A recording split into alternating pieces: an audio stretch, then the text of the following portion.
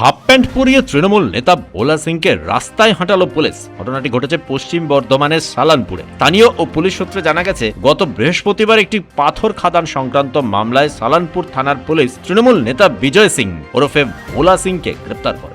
শুক্রবার তাকে আদালতে তোলা হলে বিচারক 6 দিনের পুলিশি হেফাজতের নির্দেশ দেন। আজ মঙ্গলবার সকালে পুলিশি হেফাজতে থাকাকালীনই এক নজিরবিহীন দৃশ্যের সাক্ষী থাকল রূপনারায়ণপুরবাসী। সালানপুর থানার রূপনারায়ণপুর ফাঁড়ির পুলিশ ভোলা সিংকে রূপনারায়ণপুর বাসস্ট্যান্ড থেকে সবজি বাজার পর্যন্ত রাস্তা দিয়ে হাঁটিয়ে নিয়ে যায়। তার পরনে ছিল সাধারণ হাফ প্যান্ট আর চারধারে কড়া পুলিশি নিরাপত্তা।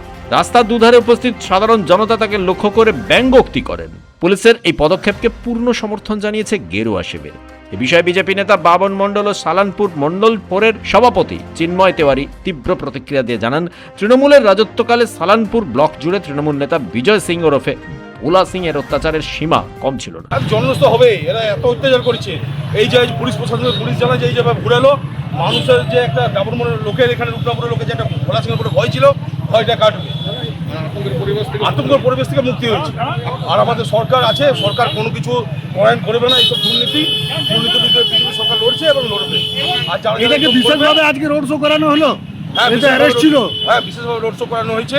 দেখুন, পুলিশ প্রশাসন তার নিজের কাজ করেছে এবং যাকে এই যে আপনার ক্রিমিনালটা ছিল, সেই ক্রিমিনালটাকে যে নিয়ে এসছে, এর বিরুদ্ধে একটা নাই, অনেক অভিযোগ আছে। এবং পুরো আমাদের রূপনারায়ণপুরবাসী, সালানপুরবাসীর যে সমস্ত টাকা পয়সায় আছে সেগুলো আত্মসাৎ করেছে।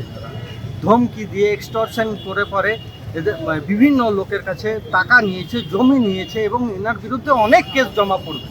এই তো শুরু হলো, মানে জাস্ট পাথর খাদান থেকে শুরু হয়েছে।